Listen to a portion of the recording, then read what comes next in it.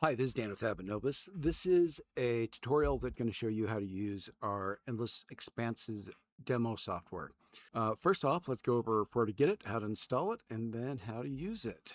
If you go to abbotnovus.com, right here, it should look like this. And you go over to Endless Expanses, you will see two buttons down here.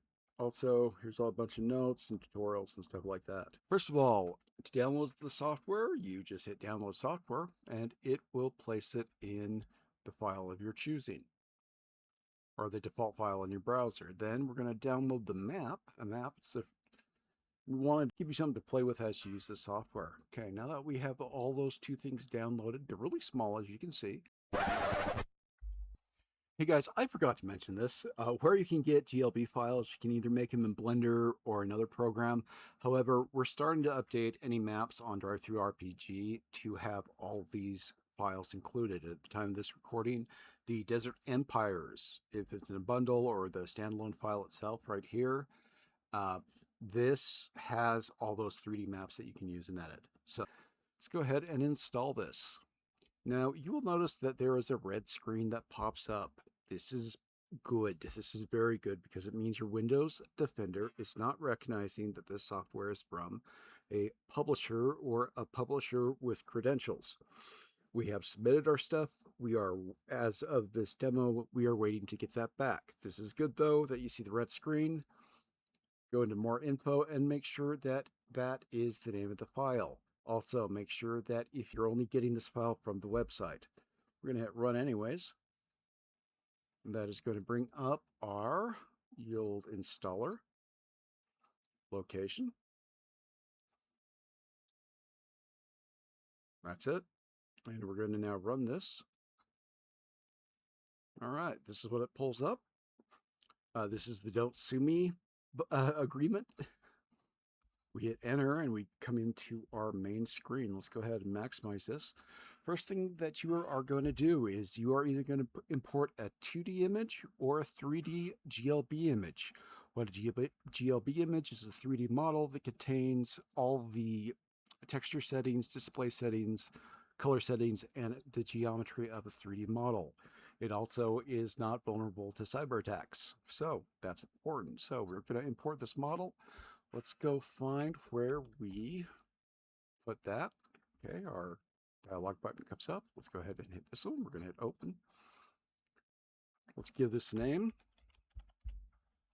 Next is the map size. This is going to allow us to choose the scale of the map. You can do it 3 different ways. You have scale presets. You can also, when you are putting this in, choose how many days it would take to walk across the map. Or you can actually put in the actual size of the map. In this case, it'd be 500 miles, 500 with height and stuff like that. You can change it to kilometers too, because that's important. Okay, we hit OK. We bring in our map. All right, there's our map. This is the same one that is free.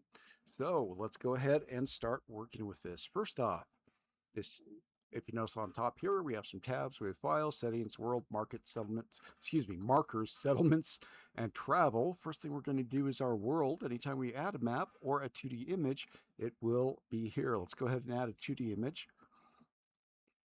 Let's say we want this one. Now, this is the big map, so I'm going to choose, let's go for an entire hemisphere on this one. This is a very big map. It's about 120 meg, the 2D one that's loading.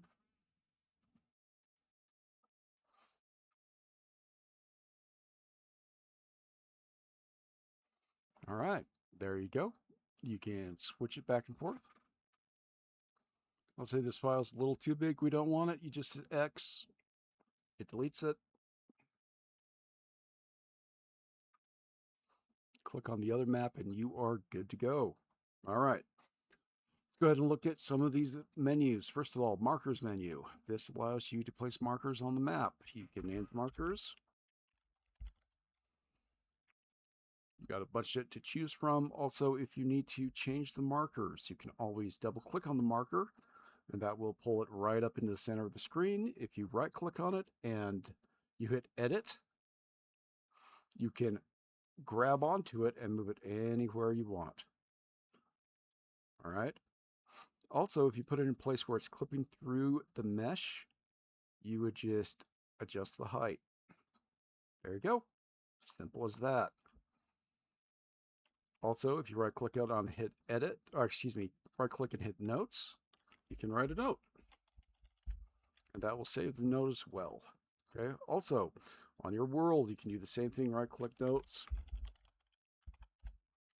right click on the map, and you can edit all the things on the map. Be careful, this one's powerful and it gets cranky.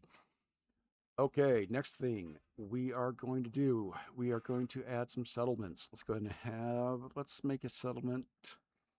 I don't know, let's go over here and let's just go with a medium-sized village. Now we can do two things. We can either click on the settlement we want and place it like that. Let's give it a name. Or you can, let's say, let's drag and drop a small village. Drag and drop is just like that. All right, there we go. Let's make a large cities because we're going to do some traveling here. So let's put this large city right here. Now we are going to adjust the size of these because we got a big map here and these would be giant. So right click on the settlement, edit. You have a scale. You can also rotate it, add it up or down. Okay, that's good. Changes are in real time, so you don't have to save. Same thing, edit. Let's make this a lot smaller. Awesome, great.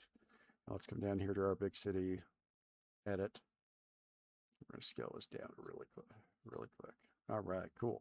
Okay, next menu is travel. Travel allows you to put routes on your map so your players and you can see how long it takes to travel places. Let's say our heroes or victims or party members start in a small village. We're going to hit travel and we're going to choose that in the travel menu over on the left, there's a pull down menu, walking, horseback, wagon, ship, flying, all based on real world examples. Let's say they're going to walk first. So they are going to walk. We'll start just click in place, click in place, click in place.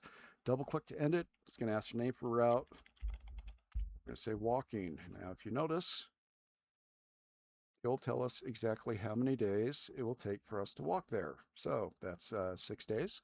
Now let's say we're going to grab a boat. So we're going to select ship. We're going to grab our boat and we are going to plot route. Same thing. And again, we're on water. Let's say it brings us to there. Now, depending on the size of the map and the scale, if you're, of course, on a boat or moving faster than walking, it will compute that and also compute the elevation, 3D elevation of mountains and other things to give you a very, very accurate description of how long it's going to take. All right. Yeah, so that's travel. That's great. Okay, now let's say we like this and we want to pass this on to our friends. We tell them go download the demo from the website. We don't get it from anywhere else. Once at the website, we hit, well, they can download it. Now we're going to save this. We're going to hit file and we are going to save project. That is going to prepare the file and it's going to place us in a place where we can save this. In this case, I'm going to say save me. Now the file format contains all the marker positions, colors, maps, notes, and everything else in one big old chunky file. So let's go ahead and let's go and make a new project. And let's import that world that we just saved. It says, let's another name. And you'll notice everything's there ready to go. And you can pass that file to anybody that wants to use it. That's it. That's what it does. Let's talk about some things. Let's talk about the program itself, how it's made, how it works, and all that good stuff. First of all, for the last few years, I've been learning to program, and this is what I use to learn how to program. This uses HTML and also Python script. It also uses some code from MIT and uses some code from open source files that are free and available to all. I have put it, if you go into settings and you go to credits, it gives you a full list of where everything came from, who owns it, what license, and all that stuff. Now, to be very, very clear and transparent, in order to make this work, I did need extensive debugging. And to do that, I did use Claude AI and made sure that any of the fixes were not generative. There's no generative AI in this. Everything in this is for humans, made by humans, made sure it works by a machine, but then fixed by humans. All right, just being very clear on that. All right, so that's basically the story of the software. Because I used open source script, and also because I used an AI to debug this, I wanted this software to be free for everyone. Now, the software, you don't have to, the software itself, it's not online, there's no accounts, it's free for you to use. Have fun with it. Again, you put it there. Now, if you need to uninstall it, it does have an uninstall function. And once that's uninstalled, you are good to go. All right. So, yeah, that's it. There are some items here that are blued out. These are items that we made, but the code we're not there yet. We're working on that. I'm having to pull some more people.